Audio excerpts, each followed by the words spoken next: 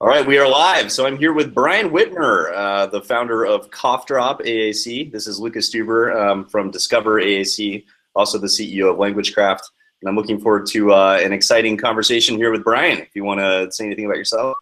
Yeah, so my name is Brian Whitmer. I'm the founder of CoughDrop, which is a new AAC app. So it's cross-platform with an emphasis on supporting the whole team. But yeah, we can talk a little more about that in a minute. Great. Well, yeah, I mean, that's actually my first question is, I guess what brought you here? What is the story of CoughDrop?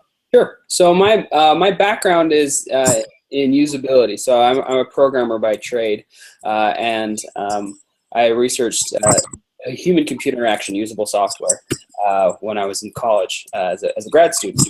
And I've tried to sort of take that and everything that I've worked on, apply very user-centric, very user-oriented approach. A lot of the UDL principles that we talk about in this space. So before I was involved in CoughDrop, before I started that, I started another company called Instructure, and we built Canvas, which is a learning software that universities and colleges and some K-12 schools use. And spent a lot of time there trying to understand needs and use cases and things. And that company's going well, and I'm very happy with what's happened there.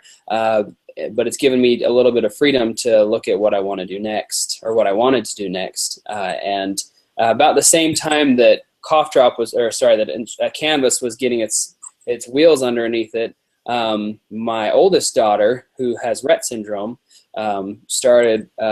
We started to realize just how interested she was in being able to communicate, and so we worked really hard to try to find some good resources for her, and I just felt like there wasn't a lot of really good assistive technology, a lot of usable assistive technology.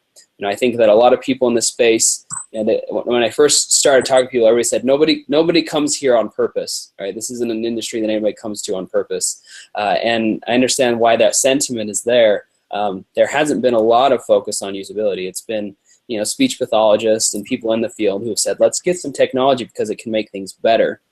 But having sort of that different mindset of how can we build something that's really usable, I didn't see it anywhere. So I started to get involved, started to talk to people, and I've been working, for the last 2 years now with over 30 speech paths and OTs and AT specialists trying to build AAC software that is easy to use and that addresses some of the core deficiencies that we've had that maybe we just haven't noticed in the industry for a while. Great. That's a great summary. Especially, for me, what I'm thinking of is looking at the sort of eye gaze market, and the fact that a lot of the stuff that exists out there was not really designed for pediatrics, right? It was originally for ALS or other sort of acquired brain injury, and so it's been a challenge sometimes to find things that really resonate for the girls that like your daughter or the girls I work with Rhett. So what are some things that you would say differentiate CoughDrop from some of the other stuff that's out there? Like what changes did you make? Sure. So as I started to look at the space and try to talk, I'd spend an hour and a half with whoever would answer my phone calls, talking about AAC and what they learned and what they wish was different. And one of the things that kept coming up over and over again was people would say, AAC interventions, too often they just fail. And one of the biggest reasons why is if you don't have a strong enough support system around the communicator.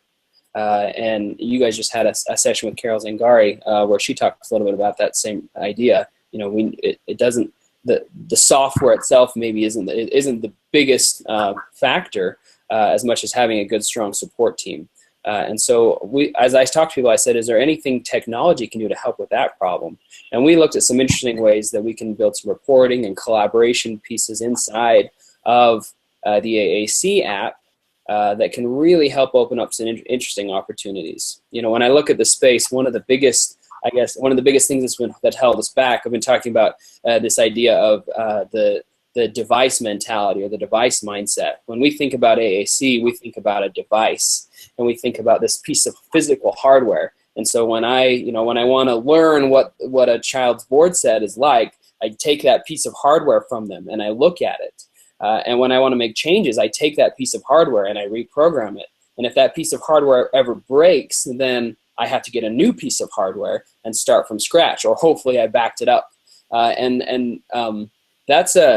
That doesn't have to be that way. if we instead can sort of tease apart this hardware from the vocabulary or the board set or whatever it is that you want to call it, the language that the individual is using, then there's some interesting things that we can do. Because then all of a sudden we can make changes on any device. We could program it in the cloud. We could learn a vocabulary set before the communicator ever came into the room for the first time. Right. We could start to see reports and logs that can be really valuable. So that's what we've been trying to do with CoughDrop is leverage that benefit that comes when we separate the vocabulary or the language from the piece of hardware. Great. That's wonderful. And I like that you brought up what Carol had said, is that she's saying the same things. I remember also Lauren Enders, speaking to her recently, she made a comment about how AAC intervention is really just language intervention once you sort of get past getting hung up on the device or the hardware or whatever it is. And then just today someone said to me, I think it was Kate Ahern, that it doesn't matter what church you subscribe to, so to speak, in terms of AAC, so long as that you have friends that go with you, right? Yeah. And really that's our, sort of entire philosophy from my end at the DiscoverAAC piece is around the caregiver training and these other things that we know are like the #1 predictor of success or abandonment. And it just makes sense. Yeah, I know. Yeah. I agree. Yeah, and it's kind of common sense too, right? If you're if you really think about it. Yeah, absolutely. So going back to, you've talked a little bit already about universal design and some of the stuff you brought to the industry from where you were before. Another thing you're looking at a lot is this idea of the open board format. I'm curious to learn more about that and what the future you see there is. Sure. So the open board format is a file format. The goal was to build something that wasn't proprietary, something that eventually we could use to transfer these vocabularies and board sets from one system to another. So it wouldn't matter if you were using, Toby Communicator or TouchChat or Proloquo, whatever system you were using, you could export, if it made sense, the vocabulary that you were using and import it into some other system. Because one of the frustrations that I have is the way that this market has been set up. People need to make money. Companies need to make money so they can sustain themselves, and I get that, and it makes sense, and it's good for business. But we have to be really careful that we don't fall into this trap of just vendor lock-in, where we say, oh, well, I stay with this vendor because I can't get out. This is where all of my pictures are, and this is where all my vocabulary is. So of course I'm just going to upgrade, and if they charge me, then I'm just going to have to deal with it, because what else am I going to do? And if we can start to give some more autonomy or some freedom to the individuals, then they can pick the system that works better for them, and we'll have a healthier ecosystem. It also it makes things easier for reuse as well. When I create a board set, if Kate McCallum out of the UK has created an open license board set, and she has to go and recreate it in every single system in order to share it with everybody, which is just crazy. We should be able to say, this is the equivalent of PDF for AAC devices or apps. And I can just take it to anyone and they can import it, and then we can have reusability and we can start to get a little more innovation than what we've had so far. Great.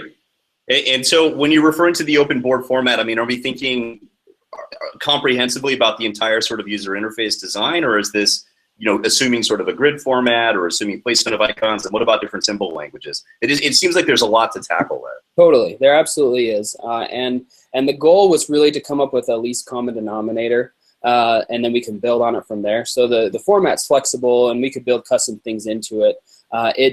Right now, it leans more towards a grid-based format, but there's flexibility in the size of the grid, and you can, as an importer, you can take what you want from it. So you can just say, here's the words, and I'm going to use my own symbols, or the board format could include the symbols or images as a part of it. So there's lots of flexibility in the actual implementation, because I don't want anybody to get stuck just because we have some proprietary issues that we do need to protect, but trying to do what we can to open it up. Great, good. Well, and then I'm sorry, you keep giving me new questions that I'm thinking of here. You made this comment, and I say this to people all the time, is that people don't get into sort of the special education industry generally, but specifically, the AAC industry, unless they're sort of led there, either by sort of family circumstance or, whatever else. And so in my experience, what we've had well-meaning technologists who sort of enter the space, but maybe don't do things in a way that's really based on evidence. Or we have people that know the evidence but don't have the technological know-how to make it happen. And I guess my question is, you entering this space, the piece that I haven't been able to figure out is how to actually monetize it. Like, how do you make any money doing this and doing it well? You know, in the absence of locking people into your ecosystem. So there's two choices, and I learned this really quickly when we started my last company, because everybody, when I started in the education space, said the same thing. They said education's not sexy, it's not a big market, you're never gonna, you know, be a huge company. And, you know, AAC and assistive technology is definitely smaller than education, but there's an opportunity for sustainable businesses. And I've always believed that if you are a good player, and if you do what's right for the users, it's a different kind of stickiness. You know, it's a different kind of lock-in, I guess, because it's an intentional lock-in. People say, this is the company that I want to be involved with because they understand me and they're helping me. And so I'm not locked in like I can't get out. I'm locked in like I don't want to leave. And that's I think, a healthier company strategy. Yeah, that's good. Yeah, I mean, I think that's good in any industry, right? Is to actually have people choose to stick with you rather than, you know, sort of bolting them in. Yeah. Whatever it is. Okay. So there's a lot of threads I could sort of go down here that play to the AAC nerd side of me, but I'm going to push forward a little bit. This is like a little more than just me. So, you know, when I think about DiscoverAAC, really what we're doing is we're looking at the, you know, the comment you made about how the #1 predictors, and we have evidence that shows that training for the family of support, the circle of support around a child is what's going to predict adoption and abandonment. And, you know, so with that in mind, you know, and knowing what you know now, if you could go back in time and tell yourself, I guess, a handful of things as someone new to AAC, like, what do you think are the most important things? So as a parent or somebody who's just barely getting involved in AAC, as I've talked to people that are in that situation and thought back on my own experience, the most common word, or I guess sentiment, that I get is one of loneliness or isolation. You know, they feel like they're thrown into this new world. There's nobody really that they can trust. You know, there's this new speech path. There's this new software or maybe vendor sometimes. Everything is new, and you don't know the right questions to ask. And it's all just very intimidating and very lonely. It's not like you can go down to the street and, you know, get some meet with some friends and say, hey, what did you do in this situation? Right. And so having opportunities to build up a community, I think, is really valuable. And having resources, I was really excited when I first heard about DiscoverAAC, because those kind of resources we really need. You know, when I started CoughDrop, the reason I came with the name CoughDrop was because I wanted something that people could understand as a way to help get your voice out. You know, when you're hoarse, you throw a cough drop in your mouth, and you can talk a little bit better. And nobody looks at you weird. And so that was the goal, to try to help with that problem in the AAC space. And so part of it is good technology, but also part of it is just outreach, trying to help people see that this isn't weird. You know, when you throw a cough drop in your mouth, nobody looks at you weird and says, what did that guy just do? You know, right. But AAC is still something that's not very understood or appreciated, and we need to find ways to have more resources for not just the communicator and not just mom and dad, but the kid in the classroom and the neighbor down the street, that they can, you know, whatever it is, watch a YouTube video or get some kind of resource so that it's not as intimidating and they know what to do about it. That's great. I mean, I absolutely agree. The importance of this sort of network of support and everything else. I mean, you can get an hour a week with me as a speech pathologist, but the value of that relative to sort of constant modeling and understanding at home, you know, is negligible.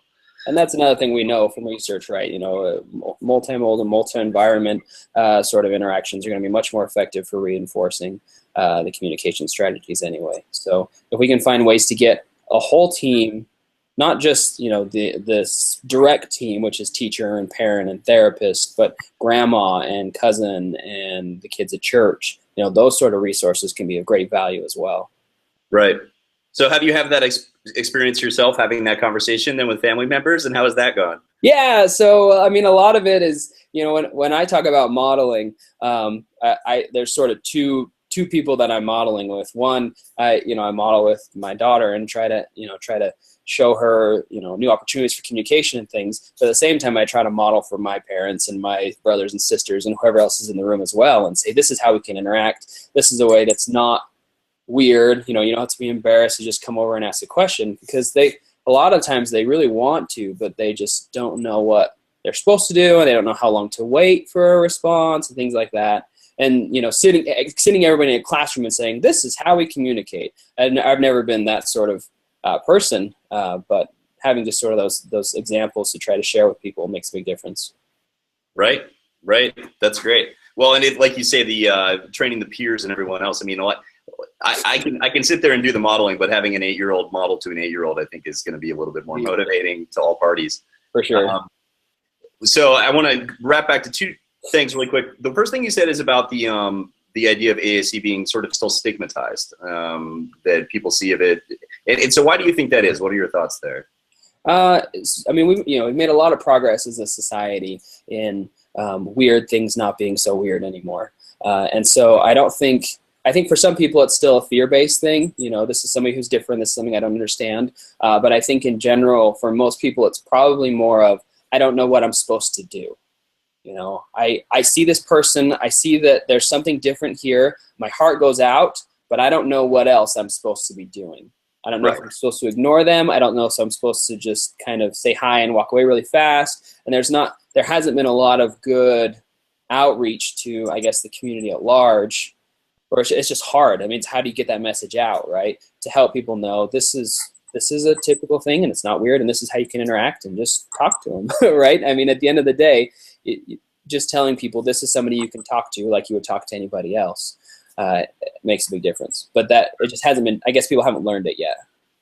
Well, and it seems to me that one of your sort of strategies or your approach through CoughDrop is then also to allow siblings and family members to sort of access the same system, right, on a different device and play around and these things, which I think is great. And kids think it's fun, I mean, when you pull up in a classroom and you can pull it up on the smart board or on other kids' tablets and say, all right, let's all talk the same way that Johnny talks. That's actually a fun exercise. And you don't have to pass the device around to do it, which is what you'd have to do traditionally, or print off a bunch of physical copies. So it can be fun and interactive. Or if we're really going back in time, pass around the big brick device. That was never that cool socially. There's this archaeological evidence that like 35,000 years ago that human foot bones got a lot smaller and weaker. And it's right around the time that we started finding shoes in burial sites. So isn't that funny? Every time somebody gives me grief about AAC, I tell them to take off their shoes and run around. And it's as legitimate a prosthetic as any of those other things. What about? Is there anything specifically you would say about Rhett if you had a family with a new Rhett diagnosis? Yeah. So I mean, our road to finding out about a Rhett diagnosis, it took a little while. It's not something that, it's not the first thing that people check. And for a lot of families, it takes a while before you get to that diagnosis. And then you go look it up on Wikipedia, and it sounds terrible. And I mean, it is, as far as disabilities go, it's pretty not awesome. I mean, I think anytime with a diagnosis like that, it's not something that you want. It's not something you're excited about. It typically seems like, at least for Rhett syndrome, it's a long journey to get to that point. And there's a lot of bumps along the way. And so by the time you get there, it's a little bit exhausting and a little bit relieving at the same time. But again, it's that feeling of loneliness. There's not a lot of people that can relate to where you're at. And one of the best pieces of advice that we got from actually our daughter's neurologist was when after something like that happens, you as a couple are going to be experiencing downtimes or struggles at different points. And you may feel really good one day and they feel really bad, and you need to be patient and sort of be gentle with each other as far as emotionally that goes, because it's difficult, and we can be a support to each other. And I think that applies not just to husband and wife of a child with a disability, but any community that sort of grows up around a communicator that gets a diagnosis like this, or that's struggling. We can be a help to each other. We as humans are really good, it turns out, at building these communities. That's how we've been able to grow beyond just taking care of ourselves, and to have so many of the gifts that we have now in this world. And so finding ways to build that community and to tap into that community, whether it's online or the people around us, can be a great strength. And we shouldn't be afraid of it. We should look for ways to latch on. That's awesome. rather than, I know I've seen some parents that kind of go through this period of not really wanting to engage, you know, in that community. And, you know, one thing I've had a parent tell me too is that they don't want to get into an arena where it just kind of becomes war stories, you know, so maybe finding a positive community.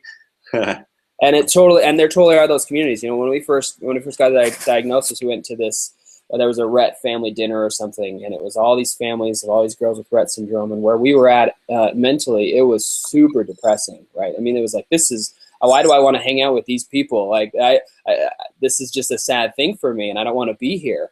And there are ways to have uplifting communities, and I think we're in a very different situation now than we were. But you know, there are some very positive support groups that you can find that aren't just about war stories, but you know, a place where you can ask questions and where you can find some reinforcement emotionally. Great. All right. Well, let me bring us back to AAC. I guess I've got just a few final questions for you. Great. One thing I was told recently by a parent was that they didn't want to go outside of sort of the traditional big brands of AAC because they were worried that anything sort of new to the market may not be around that long, right? And they don't want their child to start using something that's then going to go away. What would be your sort of response to that? Sure. So I think it's a very valid concern. With something like this, you're making an investment it's not a 6-month investment, and it's not like buying Netflix, right? And if Netflix goes away, you'll just lose Hulu or something like that, right? I mean, you're talking about, in a lot of ways, your child's voice, and you don't want it to expire. And people are still on 10-year-old devices because they don't want to switch to something else. So I get that. That's one of the reasons why when we built CoughDrop, we said this is going to be an open source project, so that no matter what happens, open source, for anybody that's listening that doesn't know, means that the code is freely available, that people, if for some reason something happened to CoughDrop as a company, CoughDrop, the software, would still be available, and people could take it and build on it and continue to use it. So it doesn't have to be something scary that, you know, a company shows up and is going to be gone 6 months from now. I don't think that's going to happen. I'm invested very much in the long term.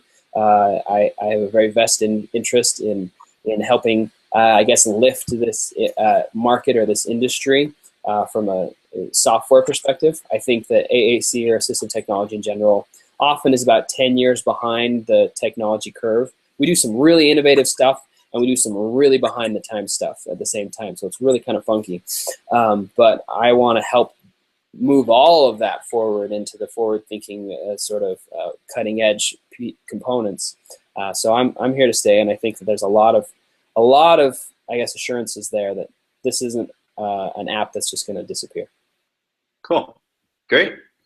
All right, so then you sort of alluded to it, but you know, I guess final thought from me is where do you think we're headed? What's AAC going to look like in 5 or 10 years? Yeah, so this device mentality that I talk about, I'm preaching it a lot right now.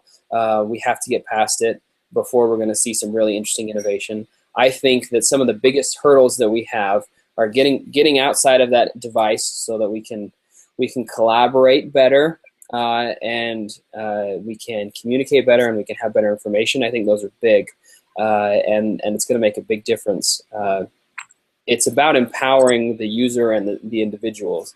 So it's not about, you know, industry lock-in. It's not about sticking with a vendor. It's about how can we help people solve their own problems. Because if you look at any space, once you start to open those doors and say you can build on this yourself, you can hack on this yourself, you have the information to do what you want with it, that's when things get really interesting. You know, if you talk about video, and there's been television for a long time, but when the internet showed up and then all of a sudden we have YouTube and anybody can make videos however they want, there's some really interesting things that have happened as a result of that. And we've seen a lot of people be able to solve their own problems that nobody else would have ever solved because they have access to a resource.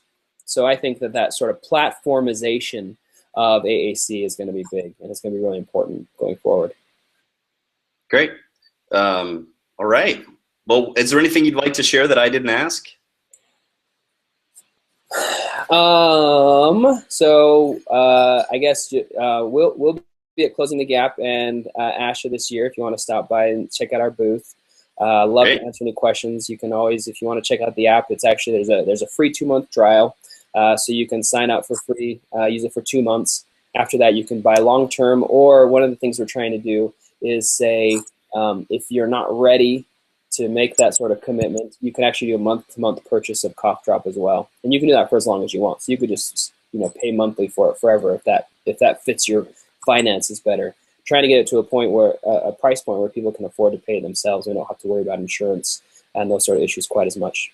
At the end of the day, I do feel like there traditionally hasn't been enough energy as far as innovation and usability in this space, but I think that there's a lot of great potential.